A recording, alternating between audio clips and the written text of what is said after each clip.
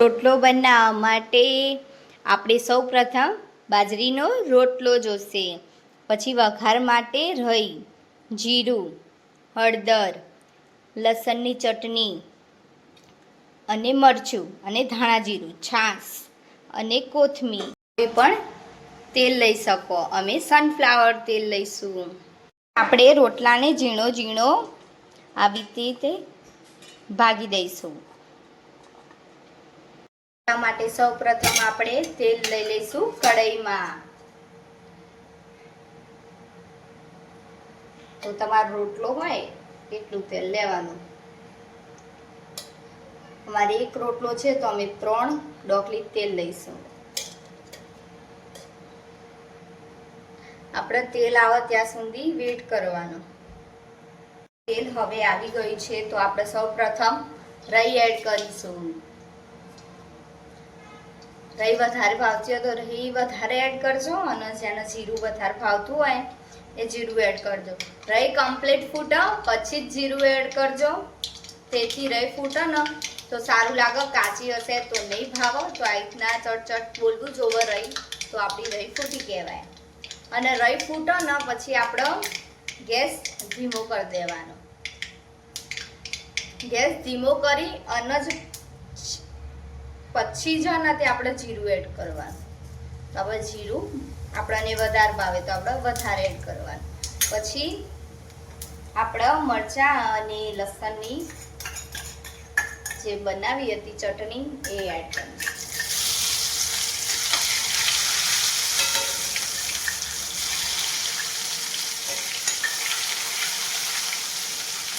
પછી આપણે છાશ એડ કરીશું.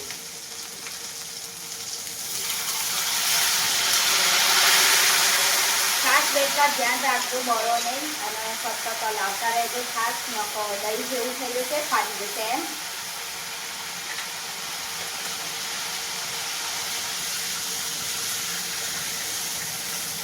ગેસ ધીમો કરીને છાશ એડ કરજો, તેથી દહીં જેવું ના થઈ જાય.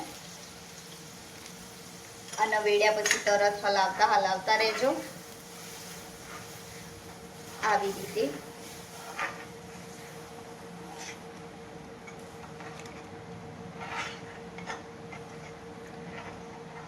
છાશમાં એક ઉભરો આવે પછી આપણે એડ કરીશું બાજરીનો રોટલો. આ ઓછું પડે, છાશ ઓછી પડે તમારે તો તમે પાણી બી એડ કરી શકો છો. છાશ એક ઉભરો આવે તો કાચો બંધ નહીં રહે, ટેસ્ટ એકદમ સારો જળવાઈ રહેશે. મારા વિડીયો તમને પસંદ આવતા હોય તો લાઈક કરજો, શેર કરજો, સબસ્ક્રાઈબ કરજો. અને તમારે બીજી રેસીપી જોતી હોય તો તમે કમેન્ટ કરીને કહી શકો કે આ રેસીપી બનાવો તો અમે એ રેસીપી બનાવીશું. અને આ રેસીપી બનાવું છું એ હું ઘરે ખાવા જ બનાવું છું, પણ શૂટ કરી દઉં એટલે તમારા બધાને આવડી જાય. નોર્મલી ખાવાનું બનાવતા હોય ને એમ જ ખાવાનું જ બનાવું છું, પણ વિડીયો શૂટ કરું કોક દિવસ. તો તમે બધા સપોર્ટ કરો, સબસ્ક્રાઈબ કરી દો અને બીજા લોકોને શેર કરી દો તો સારી એવી કુકિંગની રેસીપી બી આવશે. પનીરનું શાક ને બધું જોવું હોય તો તમારે કમેન્ટ કરી દેજો તો અમે બનાવીશું. ના આવડતું હોય એ તમે કમેન્ટ કરીને કહી શકો. હવે આપણે બાજરીનો રોટલો એડ કરીશું.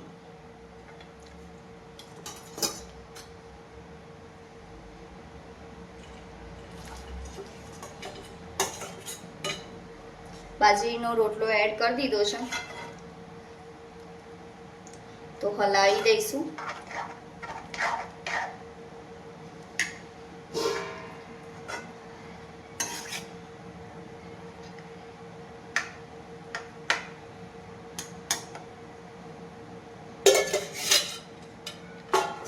હવે આપણે થોડું ચડવા દઈશું આનો. 1 મિનિટ જેવું બાજરીનો રોટલો પોચો થઈ જાય એટલા માટે 1 મિનિટ જેવું આપણે એનો છાશમાં રવા દઈશું. 1 મિનિટ થઈ ગઈ છે તો આપણો રોટલો થોડો સોફ્ટ થઈ ગયો છે. તો આપણે એમાં મસાલા કરીશું, જેમ કે લાલ મરચું, તમારે તીખો જોતો હોય એટલું કરી શકો. ધાણા જીરું અમને બહુ ભાવે ગાઈસ. અને હળદર. આટલું પહેલા મિક્સ કરી દેવાનું.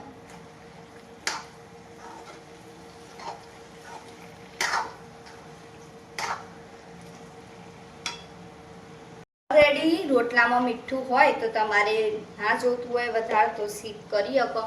અમે સહેજ નાખીએ છે બાજરીના રોટલામાં સહેજ મીઠું હોય જ, તો તમારે નાખવું હોય તો નાખી શકો, ના નાખવું હોય તો સ્કીપ બી કરી શકો. અને પછી આપણે બધા મસાલા મિક્સ કરવા માટે આપણે સહેજ પાણી એડ કરીશું.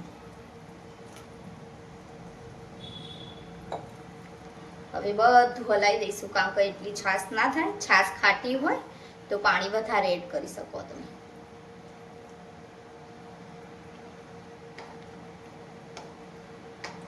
બધું સારી રીતે મિક્સ કરી દઈએ.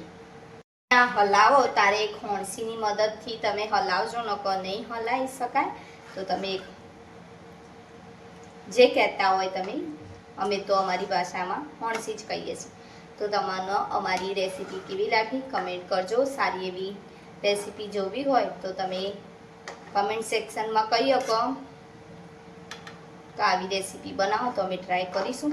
તમારે તરત ખાવો હોય તો કોરો કરી શકો, થોડીક વાર રહીને ખાવો હોય ને તો આવો બી રાખી શકો, પાણીવાળો, છાશ ને પાણીવાળો.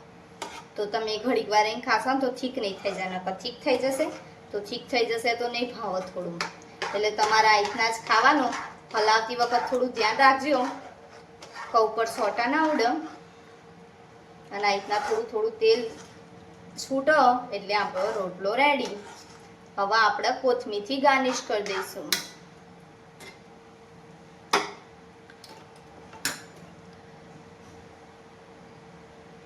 અમારા આવા અવનવા વિડીયો જોવા માટે તમે કમેન્ટ કરી દો કે બીજા બનાવો રેસીપીના વિડીયો, તો અમે બનાવતા રહીશું. દેખી શકો એકદમ થિકનેસ વાળો, એકદમ રસાવાળું